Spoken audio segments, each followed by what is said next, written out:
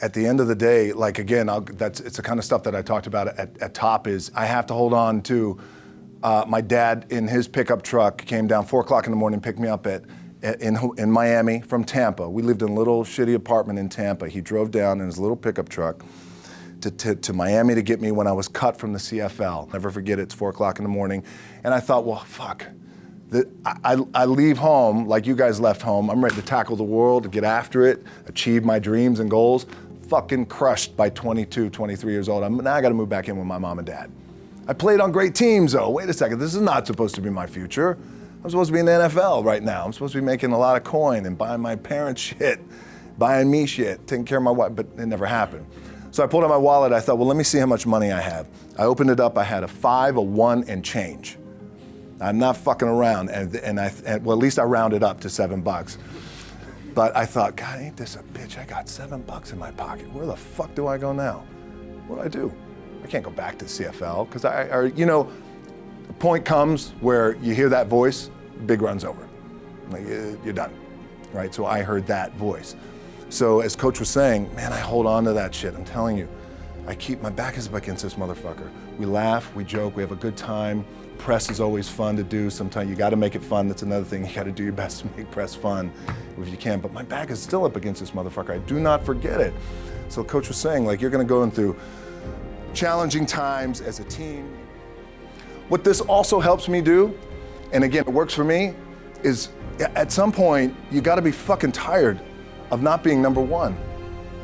You have to be, and you gotta fucking play angry, and I play angry. Now, I'm cool and calm with my approach, and when I step out on my field, which is a set, or, like, there's some, and you're always gonna have haters, and haters are like, well, God damn, man, how many movies are you gonna make, or how much shit are you gonna do? Like, you do a lot of shit. I say, yes, it's my ambition. Of course, why not? I could do it. Yeah, I love what I do. And not only that, but in what world do we not work every day? You gotta work every fucking day. It doesn't end. My back is up against this thing, and I started to play angry, by the way, and I still play angry. My last match, Brock Lesnar, transitioned, and I realized if I had to be great at something, I wanted to be great in this world of Hollywood and movie making and producing and entertainment, I had to commit, and like you guys have to commit. Obviously, you commit to something, commit to the goal.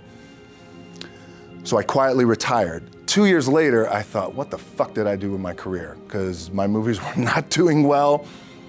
I was written off. It was around 2006, 2007. I was like, God damn. I pulled a Jim Brown.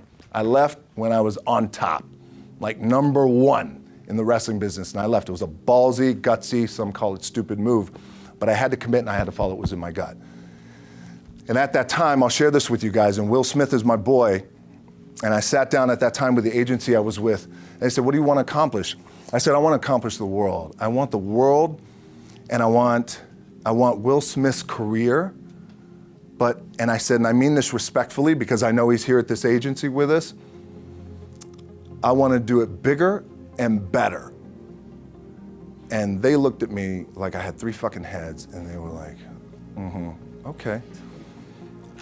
But I still stayed focused, and I still had still put in the hard work with my 2 hands, and that's it, and that's what it comes down to. The key for me, what I think one of the keys is, remember where you came from, keep that shit in the front of your mind, and when shit goes bad and it goes sideways, a lot of shit does, you're getting booed out of the fucking building, or you're coming through this injury, or people are writing you off, oh, you guys ain't gonna fucking make it, any of that shit.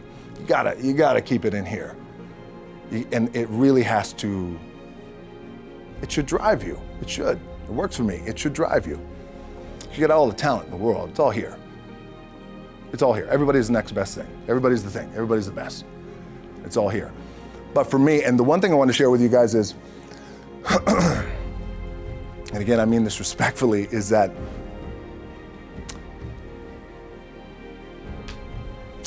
recommend that you remember what was accomplished here in the past, which again, I know you guys do because it's always here. It's always being pumped in your brain. But goddamn, I want to do it better. I'd want to do it better. How that is, because they even said to me, well, how do you do it better than him? This was in 2006. I said, I don't know, but I do believe there's a better way to do it and a different way to do it. Maybe it's through social media, connectivity, global, I don't know, let me understand the market, all that. Here I am. Right, and then one day you guys are gonna be there too.